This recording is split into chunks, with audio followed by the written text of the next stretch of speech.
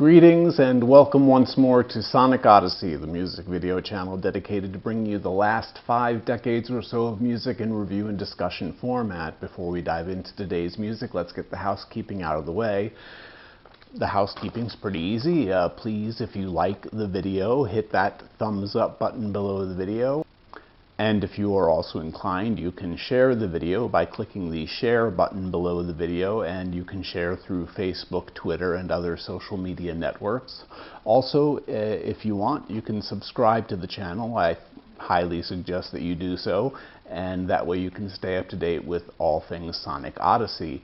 And also you can click the little bell next to the subscribe button, and then each time I post a new video, you'll get a little alert in your display letting you know that there's a new Sonic Odyssey video for you to enjoy.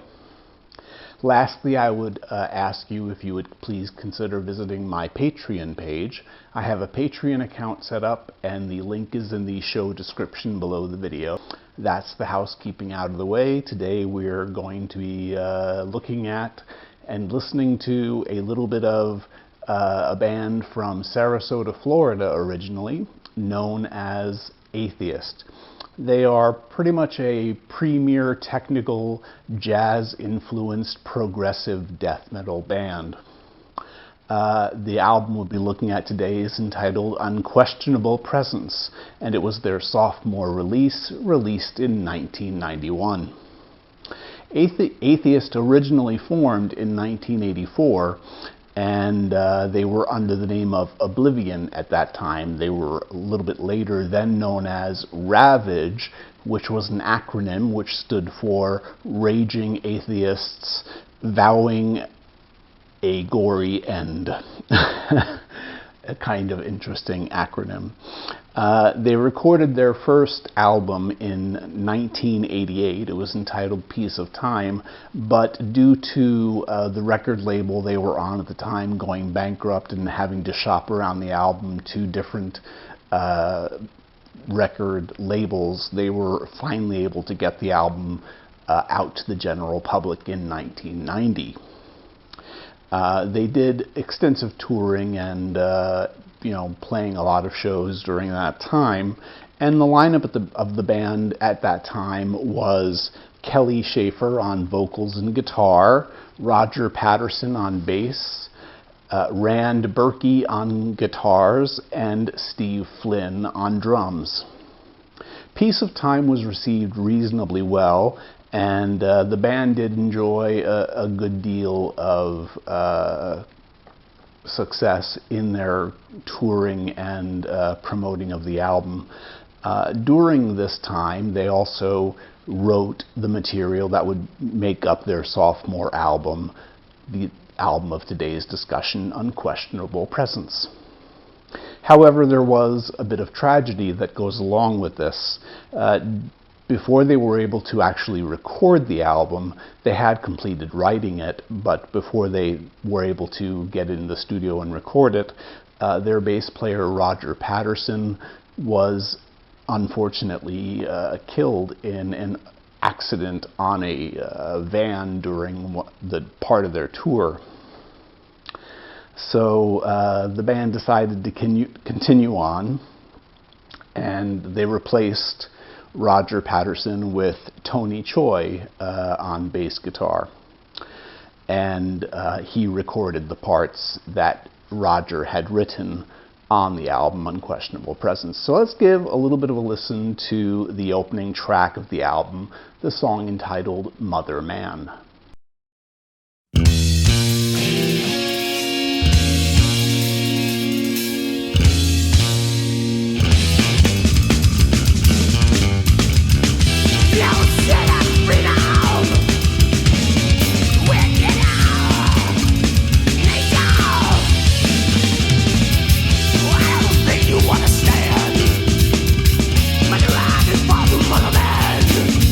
Yeah, I feel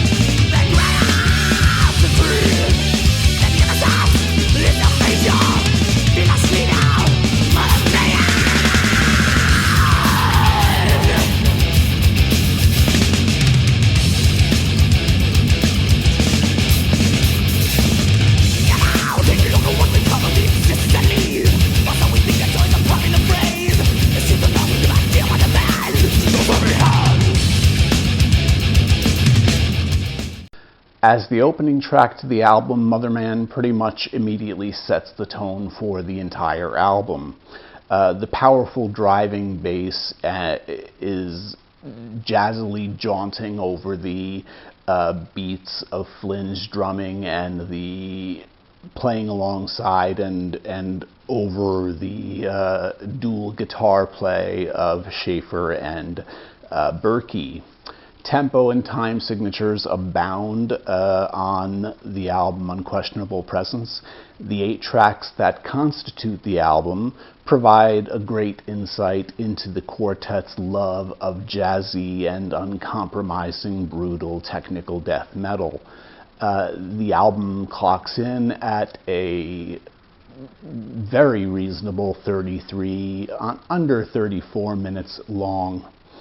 The album's longest track, In Incarnation's Dream, begins with acoustic guitars before ultimately broadening out the sonic soundscape with a bombastic burst of explosive force with electric guitars and the vocalist coming in, Kelly Schaefer on vocals, coming in quite powerfully.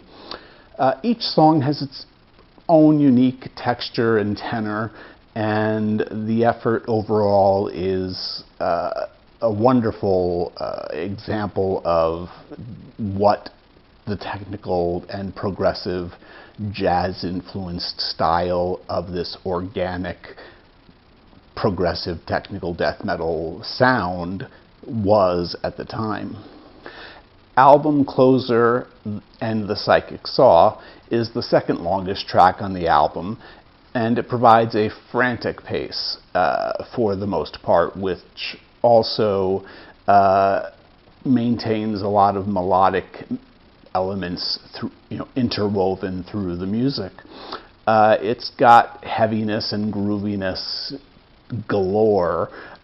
Here's a sample of taken from about the 3-minute mark of that song, and I think you'll get an idea of what I mean.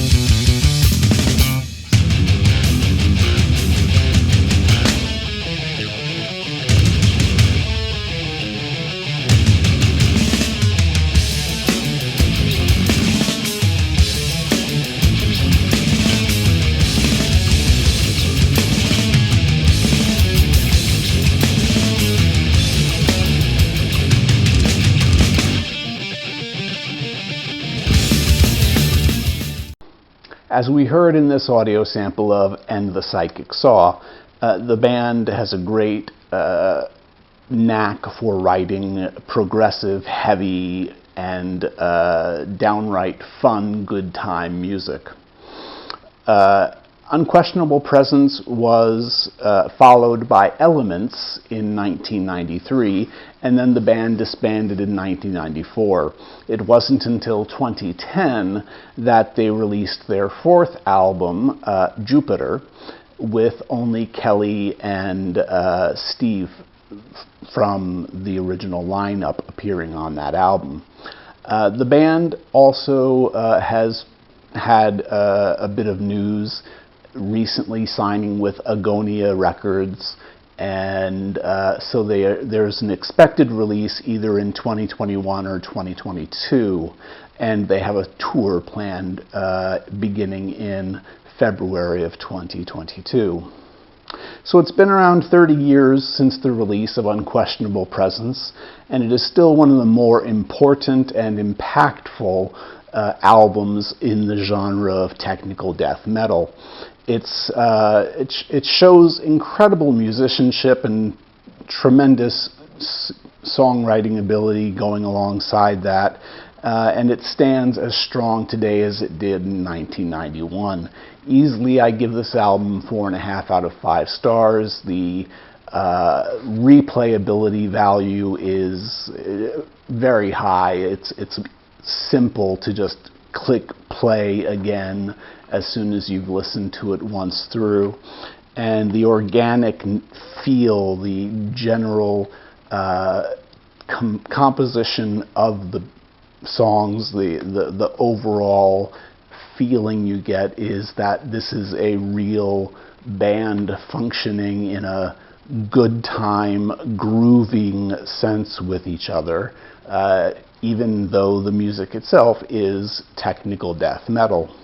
So it's heavy, but it is also very jazz touched, a little bit of Latin influences in some places.